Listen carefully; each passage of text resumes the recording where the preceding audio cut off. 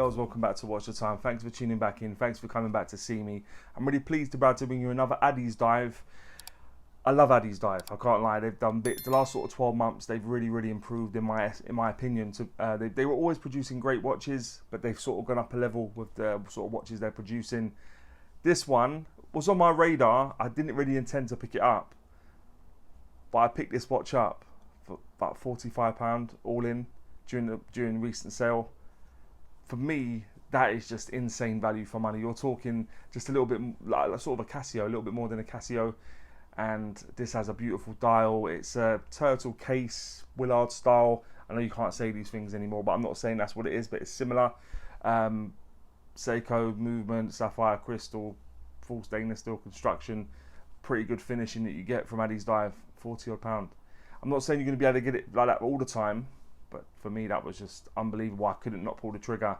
As always say, by the time we get to the end of the video, hopefully you'll know if it's for you or not. If it is, please use the link in the description. It's an affiliate link, but it doesn't cost you any more.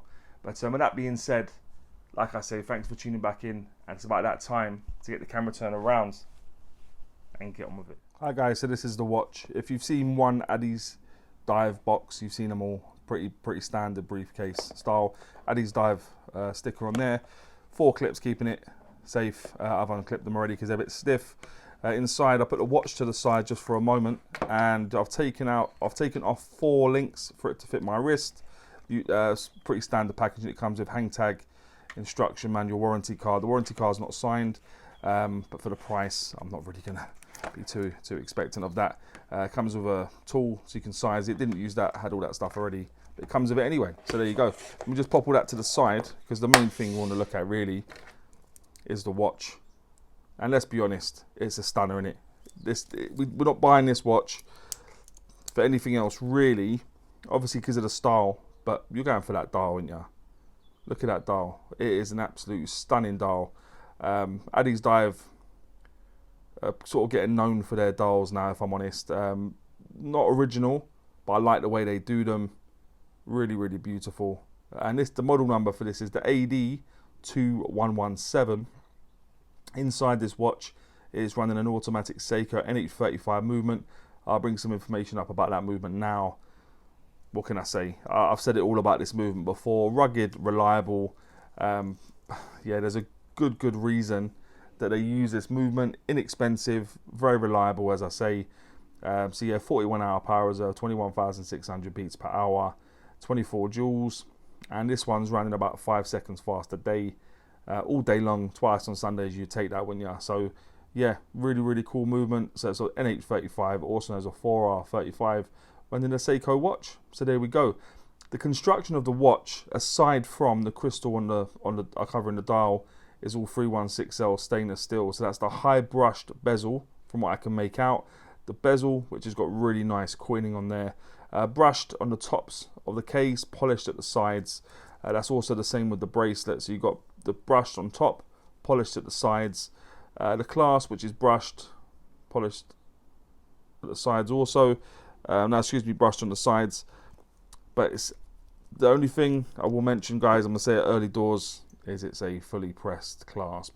Unfortunate, but given the price, yeah, can't complain too much. May come up a bit later though.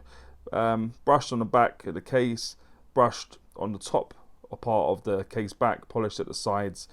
So yeah, it's a bit of a mixed bag really in terms of the brush and polishing. The transitions though, you'll be able to make out are done really well, especially for the price point. I picked this up for about £40, AliExpress choice, which I think is crazy money really for what you're getting. So there we go, all stainless steel, 316L. The case thickness of the watch is 13.7 millimeters. The case diameter, I measure from 9 to the 3 on this, because that's where the crown isn't. It was coming in at 43.7, and when you go from there to there, including the crown, obviously when it's screwed up, it's coming at 48.3 millimeters. The lug width on this is 20. That does taper down to 18 mil, back up to 20 mil at that fully pressed clasp. And the lug to lug, tip to tip, kind of saves the watch really, because it's got female end links of the center link, and it's coming in at 47 mil bang on. So as much as it has got a bit of width, obviously the width including the crown's quite what saves it is the length of the watch. It's only 47mm, so that's good to see. The case back, I started showing you before. Let me undo this clasp. It's not the easiest with these gloves, but we take it on the chin. It's screwed down. You've got Addiesdive printed on there with some information we're going to run through anyway, so that's screwed down. There we go. The bezel is decent actually. It's a 120 click unidirectional bezel. I'll let you listen. A little bit tinny, but it's tinny and it's all sounding the same with every click. So I can live with that, to be honest. No bounce, no backplay, rock solid bezel. And even better, the bezel lines up bang on, especially when you do it in the right place. So there we go, bang on there. You can't go wrong. So there we go, 120 click unidirectional bezel. The crown is situated down near the 4 o'clock position. Screwed down crown, signed on there. Addiesdive don't mess about with signing stuff, so that's to be expected. The bracelet, as I've said, bit of taper on there, a couple of mils. It's got push pins to change it out, very easy, no problem sizing it up. The clasp is sterile, which is unusual really. As I said just a moment ago, they do whack their signage on a lot of their watches, so why that's not signed I'm not sure. But yeah, safety catch. You've got double safety pushers to the press clasp. Unfortunate really, that's where the money's being saved, is on that clasp on this watch, because I do know they have their own clasp now, which is really nice, which I've had before. So there we are. The crystal covering the dial is a sapphire crystal, so there you go. So you're getting sapphire, you get a nice construction, you get a Seiko movement, yeah, I think you at this point already you can see it's a lot of watch for the money, isn't it? So yeah, sapphire crystal. The water resistance is cited as being 200 meters, so that would give you 20 atmospheres of water resistance, and the weight will appear in the top right. With those 4 links off, it was just above 170 grams. With those 4 links back in, you're probably 180, 190-ish. So yeah, maybe even pushing 200. So it's a lot of heft, but it feels quality on the wrist. It feels like you're wearing a much more expensive watch because of it. But let's have a look at the dial now, guys, in just a bit more detail. So you've got a silver rehaut with a minute track going there along there. Inside that, you've got applied indices everywhere except for the 3 o'clock position, which is making way for the dates, which because there's a date movement in there. So yeah, date border, which looks nice. You got silver outside of the applied buttons. Inside that, you got loom, but I will show you that in just a few moments. We'll get to that, guys. You got the hands high polished, and like I said, everything's loomed. You got the dial, which for me is an absolute stunner. Nothing apart from the indices, nothing else has been applied. You got the Addiesdive logo, and you got script writing just below that. Yeah, you got automatic 200M just below or just above the 6 o'clock position, excuse me. So yeah, there we go. But the dial is just unbelievable, isn't it, guys? To think you can get a dial like this with some of the specs for this money, for me is just, it's unbelievable. And without further ado, let's have a look at that loom. The loom is very, very good, guys. I'll be honest, when I started doing the loom, it started then making me realise something else that's sort of just off with the dial, and I will talk to you about that in just a few moments. But yeah, really, really nice.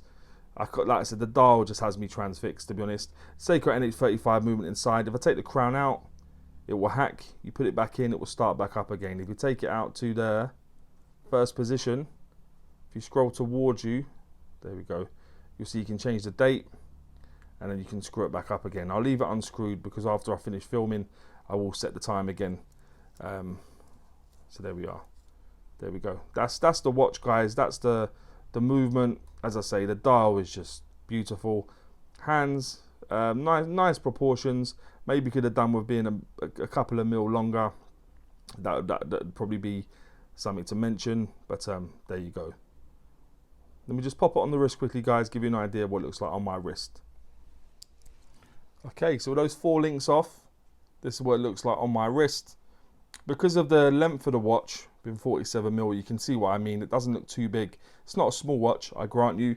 I'm not using any of the micro adjustment. You'll just be able to make that out. But yeah, it feels very, very comfortable. Like I said, the length of the watch really saves it from being able to fit wrist sizes a little bit smaller than possibly it would be if they had mailway links. So there we go. Yeah, very nice.